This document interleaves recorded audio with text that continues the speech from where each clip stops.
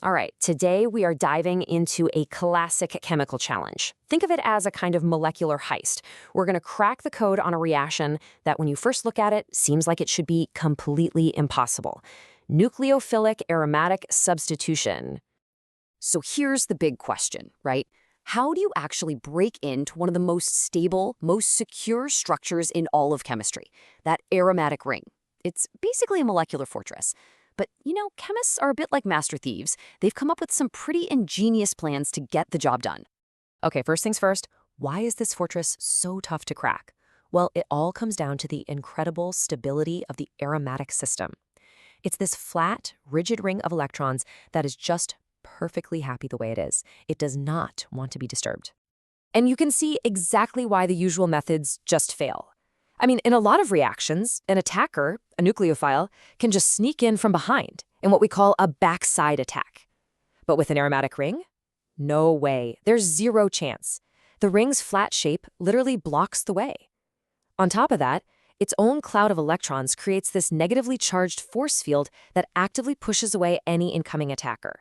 So it's a fortress with both a physical wall and an electronic shield. So yeah, this standard playbook, totally useless here. Any kind of direct attack is just doomed from the start. To crack this code, chemists had to throw out the old rulebook and write a brand new one, filled with some seriously clever strategies. All right, let's get into plan A. I like to call this one the inside job. The whole strategy here isn't to just hammer away at the walls from the outside. No, the idea is to weaken the fortress from within. This is what we call the SN2AR mechanism. Its formal name is nucleophilic aromatic substitution, or SN2AR. And the most important thing to get here is the order of operations. This is not a single event. It's a two-step dance. First, the attacker is added to the ring, and only then does the old group get eliminated. That sequence, addition first, then elimination, is the absolute key to this whole plan. And this shows you exactly how it works. First, you have the slow, difficult step. The nucleophile attacks. This is the moment of the breach. The ring has to temporarily give up its precious aromatic stability to form this negatively charged intermediate. But then, in the fast second step, bam! The ring snaps right back, restoring its aromaticity by kicking out the old leaving group.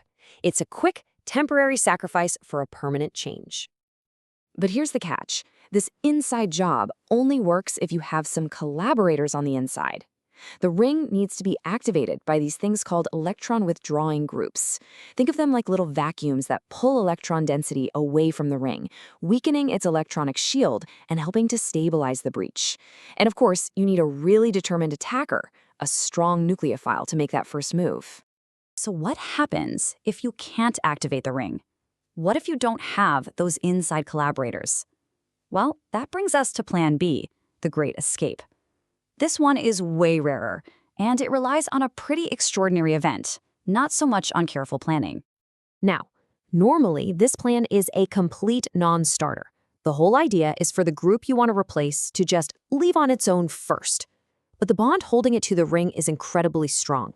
And even if it did manage to break, it would create an aryl cation, a positively charged aromatic ring, which is, and I mean this, fantastically unstable, like exist for a nanosecond unstable.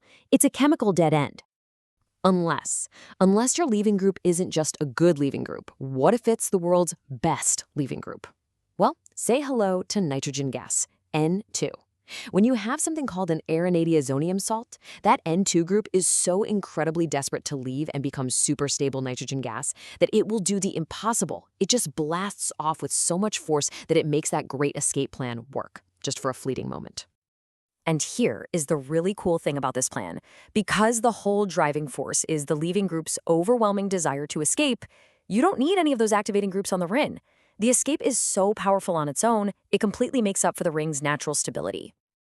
Okay, but what if you don't have those activating groups and you don't have a superstar leaving group? What if the ring is just plain uncooperative?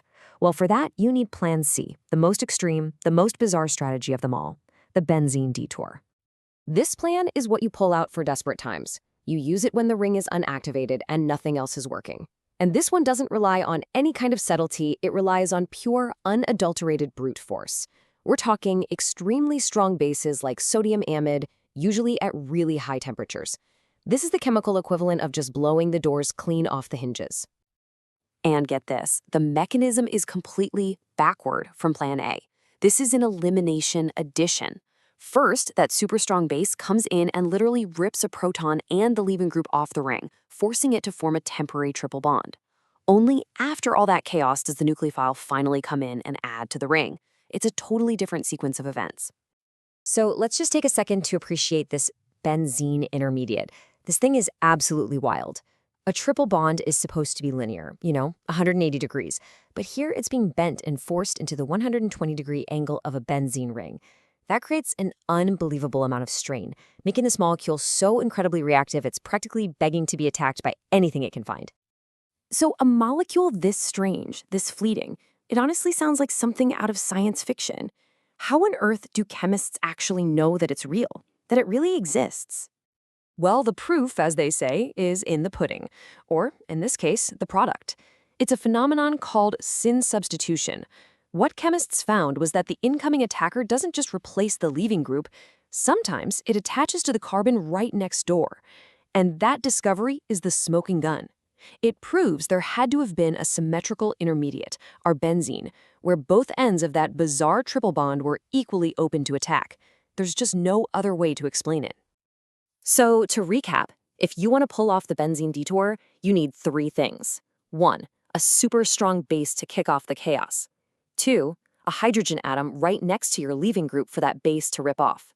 And 3, you have to be totally okay with the fact that you're probably going to get a messy mix of products because of that 2-target intermediate. So there you have it, 3 ingenious plans to crack the aromatic fortress. Each one solves a problem that at first seems totally impossible. But for all this creativity, there was one type of fortress that remained famously, stubbornly impenetrable. Let's think about what we solved. We have an inside job for electron-poor rings, that's plan A. We've got a brute force method for unactivated rings, plan C. But for decades, electron-rich rings were the final unsolved challenge. I mean, by their very nature, they repel attackers even more strongly, which just makes the whole problem seem completely insurmountable. Which leaves us with a final, kind of fascinating question to chew on. If making the fortress weaker helps an attacker get in, and brute force works on a neutral fortress, why would reinforcing the fortress, making that ring even more electron-rich, make it practically impossible to crack? It's a great paradox, and it's one that pushed chemists to find even more creative solutions. But that is a story for another explainer.